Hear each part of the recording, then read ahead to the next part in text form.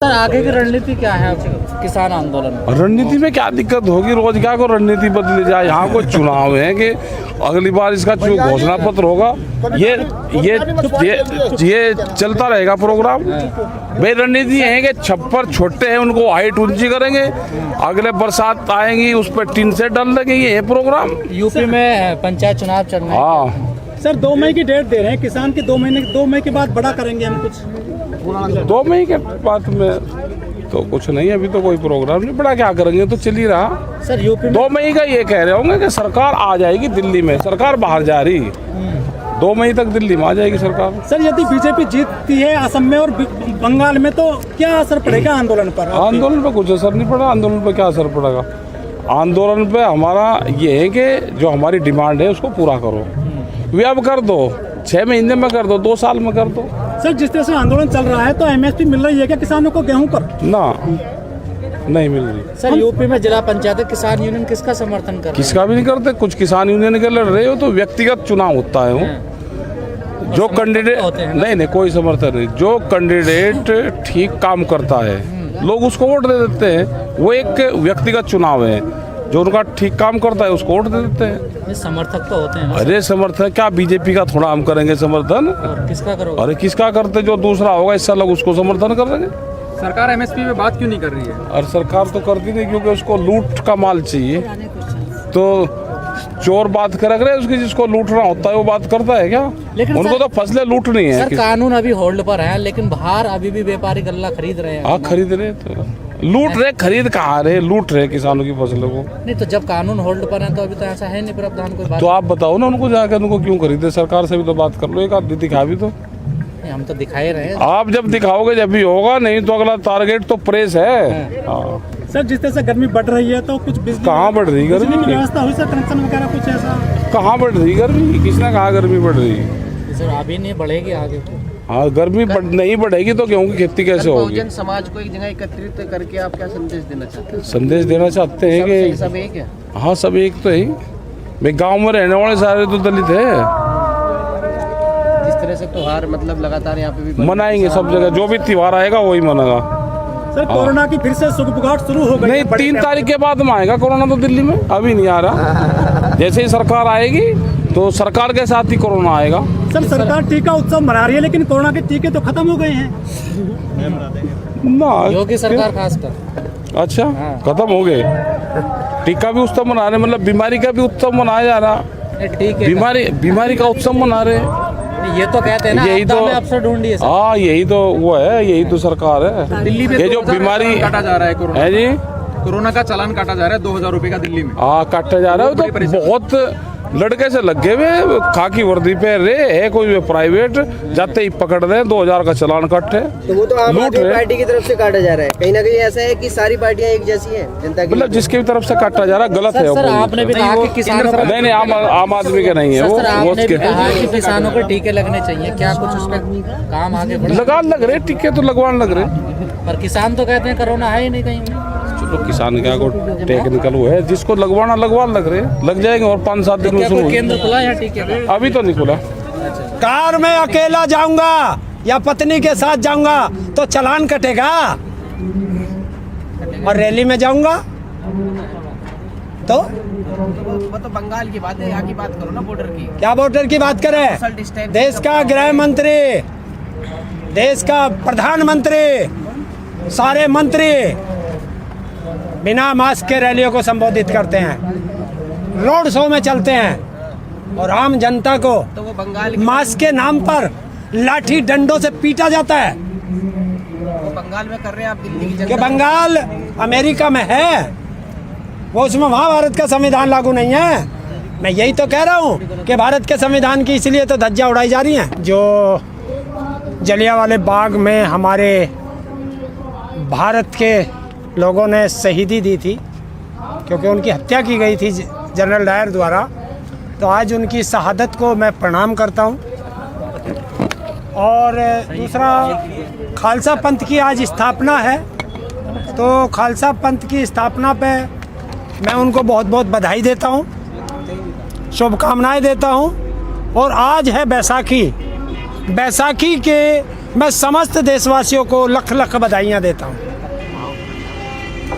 आपने केएमपी जाम करा, उसका सरकार पे तो कोई ऐसा ना प्रतिक्रिया आ रही है सरकार की ओर से कोई, माने केएमपी जाम भी असफल रहा इस बार। सफलता और असफलता का पैमाना क्या होता है ये आप बता दें। सामने वाले की प्रतिक्रिया आनी चाहिए। सरकार है, जब है ही नहीं यहाँ तो प्रतिक्रिया कहाँ से देगी। सरकार है ही नहीं, सरकार तो बंगाल में है, तो प्रतिक्रिया कहाँ से देगी। वो चुनाव में लगी है। सरकार आपकी सुन नहीं रही आपकी। ये तो मुझे नहीं पता कि वो जो है मूक बधिर और ब्लाइंड दोनों हो गई है। अभी दोबारा प्रस्ताव की बात की जा रही है नरेंद्र सिंह तोमर के द्वारा। अब ये देखो, तुम दो पत्रकार हो, तुम्हारी आपस में ही ट्विनिंग नहीं है। एक कह रहा है सरकार सुनती नहीं है, एक कह रहा है कि प्रतिक्रिया। अरे सुनती भी कहाँ है, आप खुद बताओ ना। अभी तुम ही तो बता रहे हो। 12 जो खत्म हो गया, 12 दौर की बात करेंगे वही हाल होगा जो पिछली बार। क्यों तुम भविष्यवक्ता हो उनकी तरह? तुमने कैसे कह दिया कि वो हाल होगा? आप पीछे हटोगे नहीं, वो पीछे नहीं हटेंगे, यही हाल होगा ना फिर तो फिर तुम क्या करना है, यहाँ से घर को चले जाओ। वो तो कोरोना वायरस की वजह से वार्ता करना चाहते हैं, क्योंकि यहाँ क्या भीड़ इकट्ठा हो रही है, इस वजह से भीड़ इकट्ठा हो रही है। कभी भीड़ नहीं होती, कभी तुम्हें भीड़ दिखाई दे जा। चलिए, कम से कम तुम लोग तो संतुष्ट हो, सरकार हो या ना हो, और ये सब चलेगा। वार्ता से ही हल निकलता है। हो सकता है वो कुछ फेल हुई है, फिर होंगी वार्ता होंगी। आपका कोई प्लान है कि नहीं? क्या कोई प्लान आगे? क्यों, हमें कौन सा चुनाव लड़ना जो प्लान बताओगे? फेल हुई है सरकार, फेल हुई कि आप फेल हो गए? क्या सरकार फेल हुई? वार्ता फेल हुई है, वार्ता फेल। अच्छा, किसान कह रहे हैं कि 2 मई के बाद में हम बड़ा आंदोलन करेंगे, क्या हाँ। है वैसे 2 मई के बाद क्या करना चाह रहे हैं किसान? देखिए, 2 मई को सरकार आ जाएगी जो भागी फिर रही है।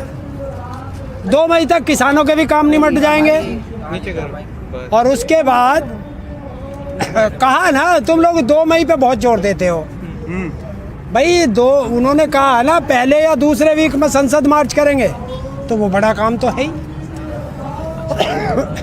यदि असम में और बंगाल में बीजेपी की सरकार बन जाती है तो आंदोलन में कुछ कमी आएगी या बढ़ेगा आंदोलन? और बढ़ेगा। वहाँ सरकार हारे या जीते, आंदोलन से उसका कोई फर्क नहीं पड़ता। आंदोलन अपने हिसाब से चलता रहे। सरकार ये नहीं कहेगी कि ये तो कुछ ही किसान है, बाकी बंगाल में भी तो किसान है। अरे सरकार के कहने से और ना कहने से आंदोलन में कोई फर्क नहीं पड़ता। अगर बंगाल में जीतती है तो हाँ। कहीं ना कहीं सभी लोग दुखी नहीं है ना सरकार से। अरे यार, सरकार से तो हिंदुस्तान का 99% लोग दुखी है। पर एक मैंने पहले बता रहा हूँ और फिर बता देता हूँ, जैसे एक राक्षस की जान तोते में होती थी, ऐसे ही इस मोदी की जान ईवीएम में है। ईवीएम हटा दे, ये गली मोहल्ले का चुनाव नहीं जीत सकते। वो तो विपक्ष के घर भी मिलती है क्या जैसे केवल मैं मशीन मिलने की क्यों मिली? इसका मतलब सभी लपेटे कहाँ में- चुनाव आयोग कहाँ है? पानी भरने चला गया था या सरकार के बर्तन मांजने गया था? इतनी गुलामियत, निष्पक्ष संस्था हो के गुलामियत इतनी कर रहा है कि उसकी मशीन भी कोई ले जाए और कोई कार्रवाई नहीं। अब अगर बीजेपी जीतती है तो सवाल नहीं उठा सकते ना आप। क्यों, हम तो उठाएंगे। फिर तो ममता पे भी सवाल ममता पे भी उठेगी। हम क्या मना कर रहे हैं ममता को? फिर दोनों को ही खारिज करो आप। हैं? दोनों को ही खारिज। मैं तो ये कह रहा हूँ चुनाव आयोग भी खारिज हो। ये जितने चुनाव आयोग में बैठे हैं इनकी संपत्ति की जांच हो, और जितने सरकारी कर्मचारी हैं वो चाहे इस्तीफा दे के आए चाहे रिटायर होके आए, उस पर बैन लगे कि 10 साल तक वो किसी भी संवैधानिक पद पे नहीं बैठ सकता।